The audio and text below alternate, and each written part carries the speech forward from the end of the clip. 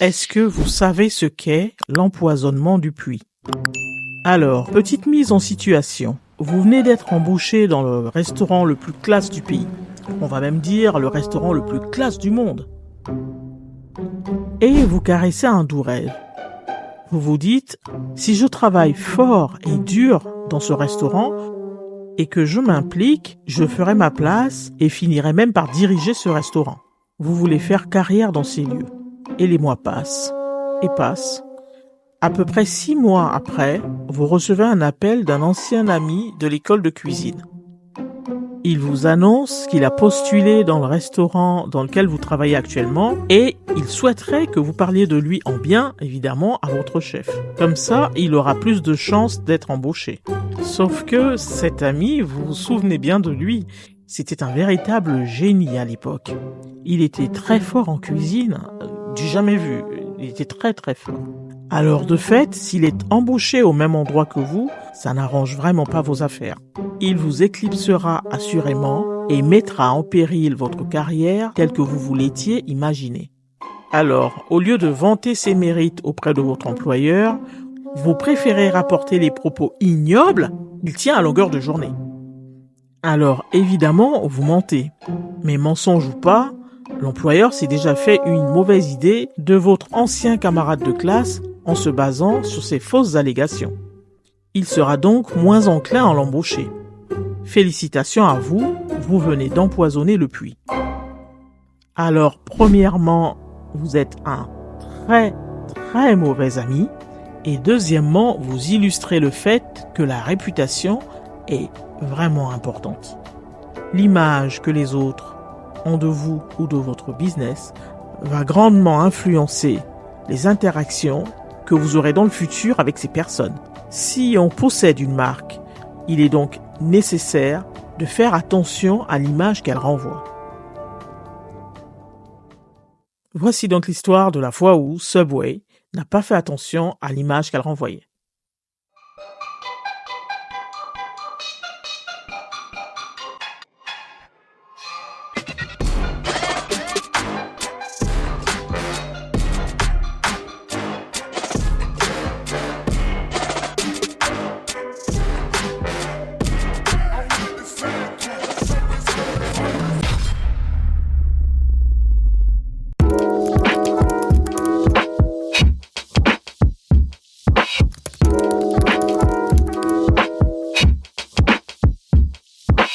Sur Wikipédia, on définit l'empoisonnement du puits comme un sophisme où l'on donne préalablement de l'information négative, vraie ou fausse, à propos d'un adversaire, dans le but de discréditer ou de ridiculiser tout ce que dira par la suite ce dernier.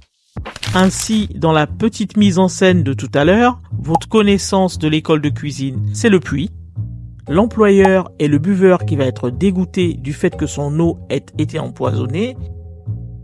Et vous êtes la personne qui a empoisonné votre connaissance de l'école de cuisine.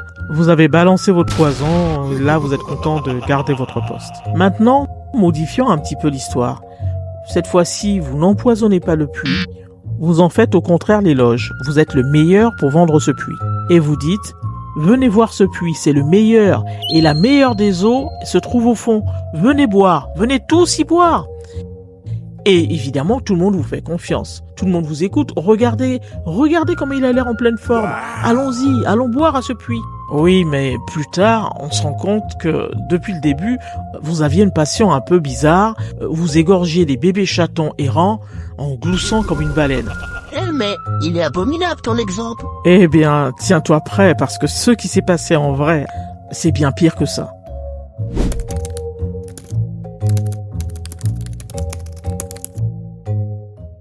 Alors maintenant, question stupide, est-ce que vous savez ce qu'est un fast-food? Contrairement à des restaurants traditionnels où on va prendre le temps de s'installer à table, de commander, d'attendre que les serveurs viennent nous servir, le fast-food c'est pas ça. Le fast-food va plutôt mettre l'accent sur la rapidité du service. Être servi rapidement, pour pouvoir manger rapidement, c'est pour les gens pressés. Et donc, pour assurer cette rapidité, les restaurateurs s'appuient sur certains paramètres, à savoir des menus standardisés, des plats faciles à préparer, des plats rapides à préparer et qui globalement se consomment plus rapidement que la moyenne. On a par exemple McDonald's qui est un fast-food, Kentucky Fried Chicken ou KFC, Burger King, et on a Subway. Alors, Subway se démarque car tout en embrassant les codes de la restauration rapide, il va insister sur le caractère plus diététique de ses produits par rapport à ses autres concurrents. Ici, le sandwich est fait à la vue du client et ce dernier décide de quoi il sera composé. Bon, on sent bien qu'ils veulent qu'on les voie comme l'alternative saine dans le monde des fast-foods. Et ça se confirme lorsqu'on entend leur slogan de l'époque. Eat fresh. L'idée arrive à séduire et Subway commence à se faire un nom. En fait, tout ce qui manquait à Subway, c'était une icône, une mascotte, pour porter ce que la marque représente.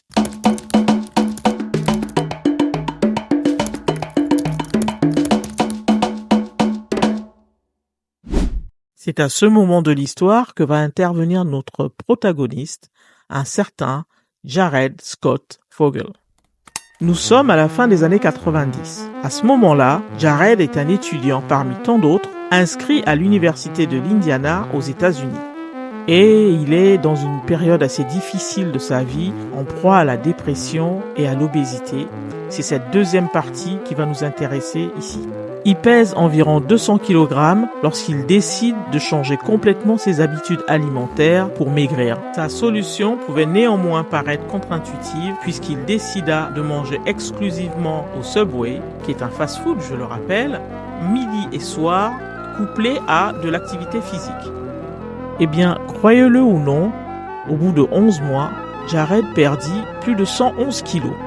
Il flottait littéralement dans ses jeans. D'ailleurs, il aimait montrer la différence de taille qu'il y avait entre les jeans qu'il portait autrefois et sa taille actuelle. Alors maintenant, mettez-vous à la place de Subway 2 secondes. Vous êtes une sandwicherie. Vous dites, chez nous, vous mangez bien, vous mangez frais, vous mangez équilibré. Tout un narratif autour de la bonne santé alimentaire. Et là, tombé du ciel, arrive un monsieur qui annonce à tout le monde avoir mangé pendant 1 an, 11 mois exactement, chez vous, et avoir perdu plus de 111 kg. C'est une véritable démonstration de leur marketing. Sans artifice, réel, palpable. Ils ne pouvaient rêver mieux. Alors Jared fut naturellement enrôlé dans des campagnes publicitaires pour Subway. Ces campagnes eurent un tel succès auprès du public que son visage devint indissociable de la marque. Il représentait Subway, et ainsi plusieurs centaines de publicités le mettant en scène furent diffusées. Pendant près de 15 ans, cette collaboration contribua à la croissance de l'entreprise et lui permit même de dépasser en 2010 son rival de toujours, McDonald's. Pour Jared également, son quotidien s'est métamorphosé.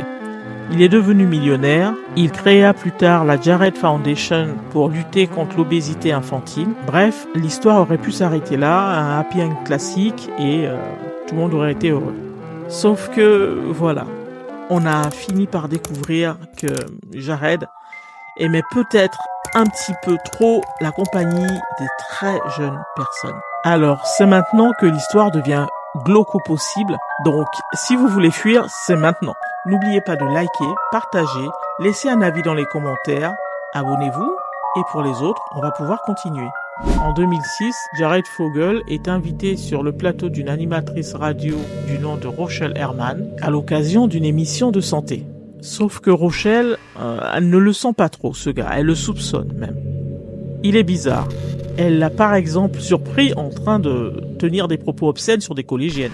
Alors, ce qu'elle décide, c'est que pendant plus de 4 ans, elle va se rapprocher de lui, presque se lier d'amitié avec lui, pour pouvoir le surveiller et l'enregistrer. Elle a en fait en tête l'idée de monter tout un dossier à charge contre lui et le dénoncer au FBI. Mais malgré les enregistrements, Jared n'est pas inquiété. En effet, les preuves étaient enregistrées à son insu et n'avaient donc aucune valeur devant le tribunal. Il faudra attendre l'arrivée d'un autre personnage, Russell Taylor, pour démêler tout ça. Russell, c'était le directeur exécutif de la fondation de Jared. Et au-delà de ça, ils étaient surtout amis. Des amis bizarres qui s'échangeaient des photos d'enfants. Oh. Ils produisaient ensemble notamment des vidéos d'un certain type, disons cela pour ne pas sauter, en plaçant des caméras espions dans les chambres d'enfants pour les voir se changer. Alors heureusement, cette histoire finit par prendre fin au moment où la police finit par découvrir chez Russell les enregistrements. La nouvelle fait le tour des médias, ça ne sent vraiment pas bon pour Russell. Et c'est à ce moment-là que Jared nous montre toute l'étendue de son toupet. Je viens d'apprendre la nouvelle et c'est vraiment choquant. Je suis choqué, mais outré, c'est vraiment immonde ce qu'il a fait. Je ne comprends pas comment on peut arriver à de telles extrémités, vraiment. C'est immonde.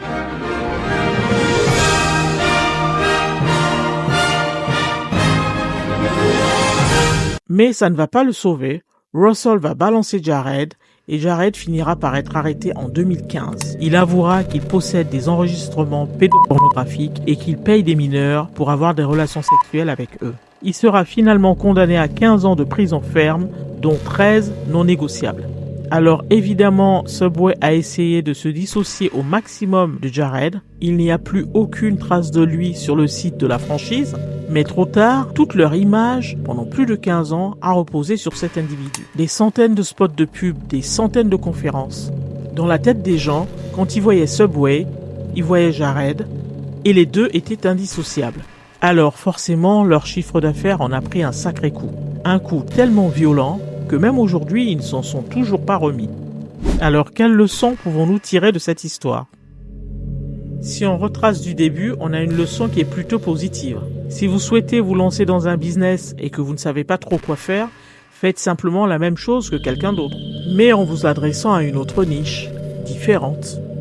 Subway n'a pas inventé le fast-food. McDo, par exemple, existait depuis les années 1950 quand Subway est arrivé.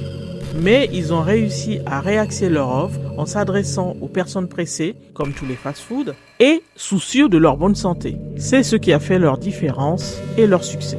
Maintenant, la chose à ne surtout pas reproduire si vous ne voulez pas avoir le même problème qu'eux, ne laissez jamais personne d'extérieur contrôler à ce point votre image de marque. C'est dangereux, vous ne pourrez pas contrôler cette personne, vous ne pouvez pas la maîtriser. Or, votre image de marque, vous devez de la maîtriser. Voilà, c'est ainsi que se termine cette vidéo. Alors, cette affaire concernant Jared Fogle est vraiment touffue. Je n'ai pas pu tout mettre dans cette vidéo. Donc, si vous avez des précisions, n'hésitez pas à les mettre dans les commentaires. Sur ce, à la prochaine vidéo. These niggas is missing the hard work, they calling it talent. And I find that disrespectful cause I put on the mileage. Up for the shit but I'm down for the challenge. Step off the scene just to find me a balance. These niggas don't want it to get it cause when it got hard them niggas will quit it. So much hustle, dog. It's all about that muscle, dog, yeah. Trying to make it out the struggle, dog, yeah. Hey, watch out this shit bubble, dog, yeah.